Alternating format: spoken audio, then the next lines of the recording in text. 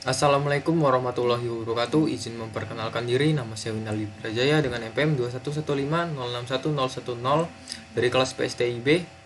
Di sini saya akan menjelaskan rangkuman secara singkat tentang logika dari pertemuan 1 sampai pertemuan 7 yang membahas pokok pembahasan. Yang pertama ada pengantar dan konsep dasar logika.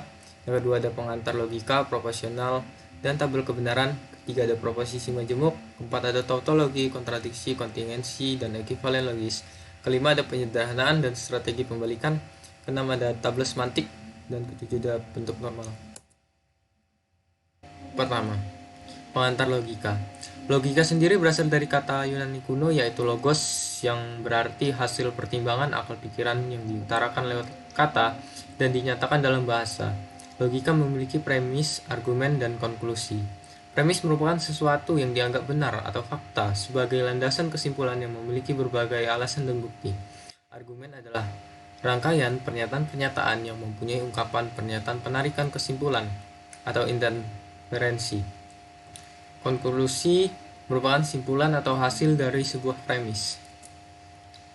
Konsep bentuk validitas suatu argumen dibentuk oleh dua logisnya dan dasar penalarannya pada logika dibagi menjadi dua yaitu deduktif dan induktif. Penalaran deduktif adalah penalaran yang membangun atau mengevaluasi argumen deduktif. Argumen dinyatakan deduktif jika kebenaran dari kesimpulan ditarik atau merupakan konsekuensi logis dari premis-premisnya. Argumen deduktif dinyatakan valid atau tidak valid bukan benar atau salah. Sebuah argumen deduktif dinyatakan valid jika dan hanya jika kesimpulan merupakan konsekuensi logis dari premis-premisnya. Penalaran induktif adalah penalaran yang berangkat dari serangkaian fakta-fakta khusus untuk mencapai kesimpulan umum. Contoh argumen, Alex sedang minum kopi, Okta senang minum kopi. Jadi Alex dan Okta senang minum kopi. Dapat dilihat yang pertama premis, kedua premis, dan ketiga konklusi hasil dari kedua premis tersebut atau simpulannya. Proposisi. Proposisi merupakan pernyataan yang memiliki sebuah nilai berupa true atau benar atau false salah, namun tidak dengan keduanya. Contoh-contoh proposisi itu satu, gunung lebih besar daripada mobil merupakan sebuah proposisi bernilai benar. Yang kedua ada 2 kurang 5 sama dengan 4 merupakan proposisi bernilai salah. Terdapat 4 bentuk dalam proposisi yang dinyatakan sebagai proposisi atomik yang itu disusun oleh sebuah proposisi tunggal. Yang kedua ada proposisi majemuk, implikasi, dan biimplikasi. Nah, pengertiannya itu, proposisi atomik merupakan proposisi tunggal yang hanya terdiri dari sebuah pernyataan yang tidak dapat dipecah. Nah, yang kedua itu proposisi majemuk, merupakan proposisi yang memiliki berbagai pernyataan yang dapat dibagi-bagi. Proposisi majemuk memiliki 4 macam, yaitu sebagai berikut. Konjungsi. Konjungsi itu bisa dilambangkan dengan dan atau n. Disjungsi yang merupakan lambang dari atau or. Lingkaran yang merupakan negasi penambahan kata tidak biasanya. Disjungsi eksklusif.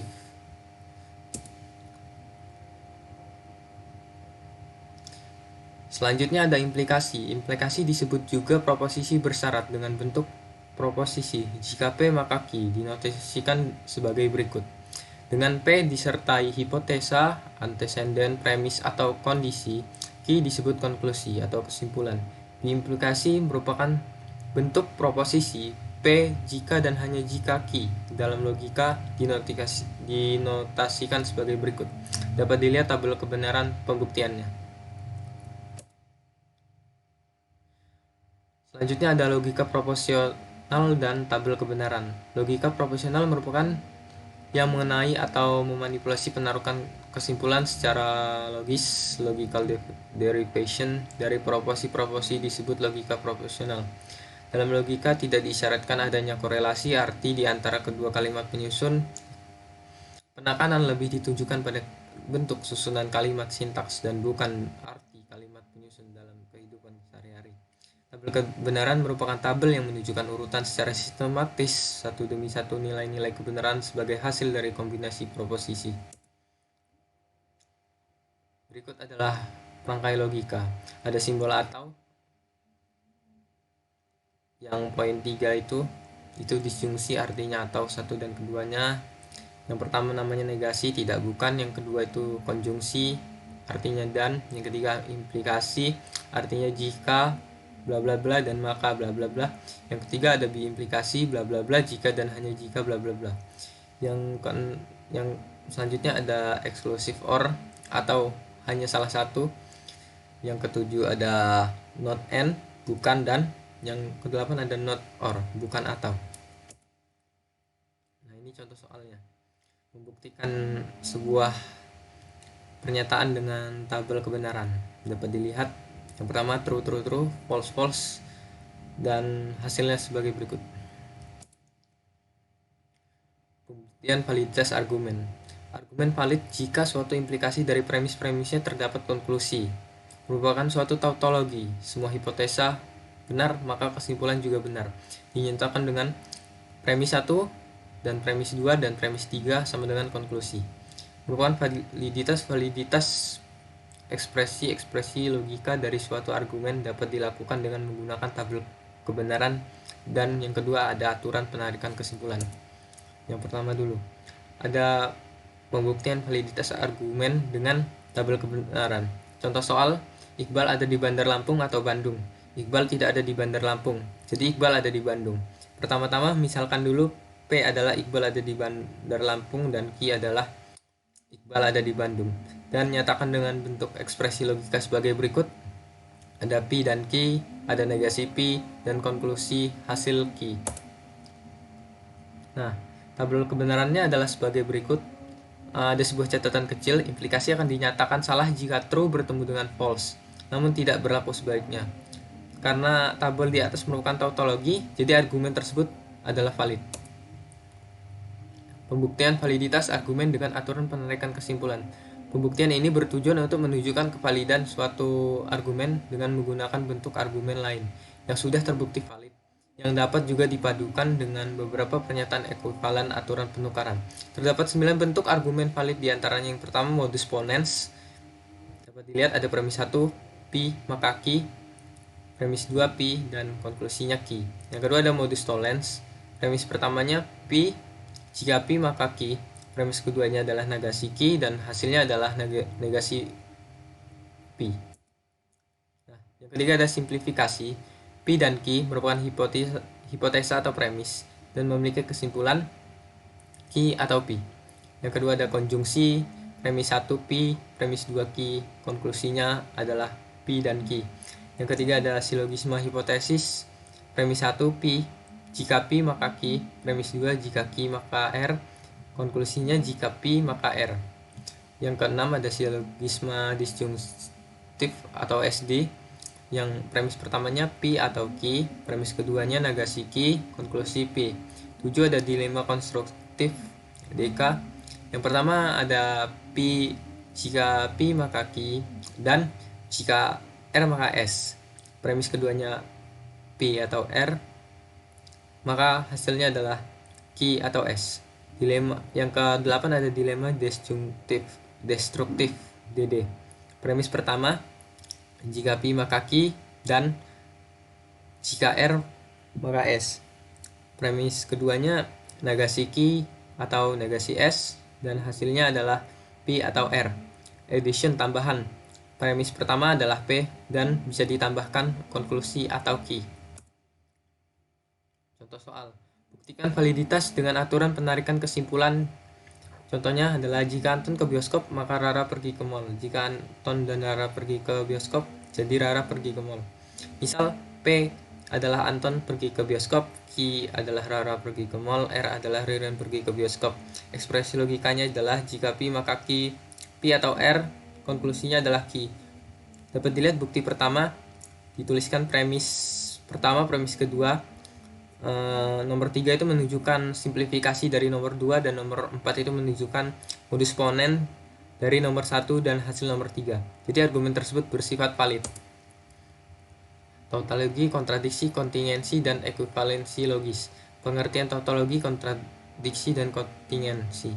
Tautologi adalah suatu bentuk kalimat yang selalu bernilai true, tidak peduli bagaimanapun nilai kebenaran masing-masing kalimat penyusunnya.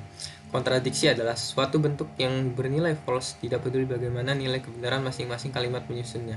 Dan kontingensi adalah pernyataan yang tidak selalu benar dan tidak selalu salah. Dia merupakan bukan tautologi dan bukan kontradiksi untuk semua nilai kebenaran komponen-komponennya. Contoh soal, buktikan apakah P atau Q atau Nagasaki dan Nagasaki termasuk tautologi, kontradiksi, atau kontingen. Dapat ditulis tabel kebenarannya ada P, Q, Nagasaki, Nagasaki, P atau Q, Nagasaki dan Nagasaki, dan akhirnya digabung. Setelah dicari akhirnya dapat hasil bahwa itu merupakan tautologi. Selanjutnya ada penyederhanaan dan strategi pembalikan. Penyederhanaan dilakukan menggunakan hukum-hukum logika yang penyederhanaannya akan berhenti jika bentuk ekspresi logika telah mencapai bentuk paling sederhana atau tidak memungkinkan untuk disederhanakan. Untuk diperhatikan perangkai jika, maka, dan jika dan hanya jika dapat diganti dengan perangkai dasar logika dan atau dan negasi. Sedangkan strategi pembalikan digunakan untuk membuktikan validitas suatu ekspresi logika untuk argumen dan untuk memastikan nilai-nilai premis benar yang harus diikuti oleh kesimpulan yang benar. Konsistensi sangat bermanfaat untuk membuktikannya. Jika koleksi dari pernyataan-pernyataan tersebut konsisten, maka pernyataan tersebut secara simultan bernilai benar. Nah, ini adalah hukum-hukum logika. Ada 16 bentuknya. Yang ada namanya ada 11. Yang pertama hukum komutatif, kedua hukum asosiatif, ketiga hukum distributif, 4 hukum identitas, 5 hukum ikatan, 6 hukum negasi, 7 hukum negasi ganda, 8 hukum idempoten, 9 hukum De Morgan, 10 hukum absorpsi, 11 negasi T dan V. Nah, nomor 12 ini ada A dan B atau A dan negasi B sama dengan A. 13 ada A jika A maka B sama dengan negasi A atau B. Yang keduanya, jika A maka B sama dengan negasi dalam kurung A dan negasi B. Yang ke-14, A jika dan hanya jika B sama dengan A dan B atau negasi A dan negasi B. Bentuk keduanya ada A maka B dan B maka A. Nah, nomor 15 ada A dan B atau A negasi min B sama dengan A. Begitu juga bentuk keduanya dibalik saja bentuknya. Nah, ada nomor 16-nya juga A dan B atau negasi A dan B sama dengan A. Ini bentuknya hampir mirip dengan di atas, tapi simbolnya agak berbeda. Di bentuk keduanya dapat dilihat A dan B atau negasi A dan B sama dengan A. Setelah hukum logika ada contoh soalnya. Sederhanakan bentuk logika berikut menjadi bentuk paling sederhana. Terdapat soal A atau B sama A atau B dan negasi A, maka negasi B sama dengan A atau negasi B. Bukti yang pertama dapat dilihat. Untuk pertama disederhanakan dengan menggunakan metode A maka B sama dengan negasi A atau B. Nah, yang kedua itu dilakukan De Morgan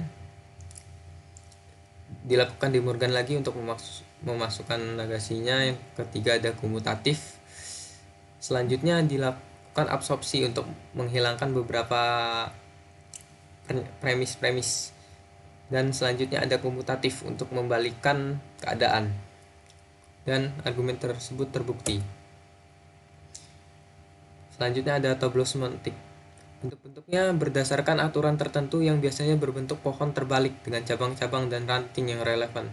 Dalam strategi pembalikan, jika diketahui premis-premis bernilai true dan kesimpulan bernilai false, jika hal itu bisa dibuktikan, maka argumen tersebut tidak valid.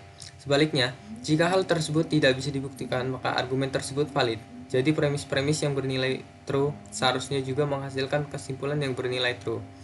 Tableau semantik disusun atas aturan yang berbentuk seperti cabang-cabang pohon pinus dan memakai sistem deduktif atau sistem pembuktian yang tidak perlu ditafsirkan pada konteks lain, yang sangat beralasan karena berbasis pada aturan hukum logika yang telah ada. Nah, ada 9 aturannya itu kurang lebih. Yang pertama ada A dan B, maka hasilnya sebagai berikut. Yang kedua ada A atau B, hasilnya sebagai berikut. A maka B, A jika dan hanya jika B, negasi ganda A, negasi dalam kurung A dan B, negasi dalam kurung A atau B, negasi A maka B, negasi dalam kurung A jika dan hanya jika B. Nah, hasilnya dapat dilihat. Ini salah satu bentuk soalnya, apakah dua buah ekspresi logika tersebut konsisten atau tidak. Soalnya itu A negasi dalam kurung A maka B dan negasi A atau B. Tabel semantik pertama kedua dapat dilihat. Nah, gunakan aturan kedua pada pernyataan kedua. Nah, yang selanjutnya gunakan aturan ke-8 pada pernyataan 1. Nah, ini sudah tertutup, maka dapat disimpulkan itu tidak konsisten karena cabang sebelah kiri berisi A dan negasi A, sedangkan kanan berisi B dan negasi B. Sebelumnya saya mohon maaf jika penjelasan saya kurang jelas. Kepada Allah saya mohon ampun. Saya akhiri. Wassalamualaikum warahmatullahi wabarakatuh. Terima kasih telah menonton.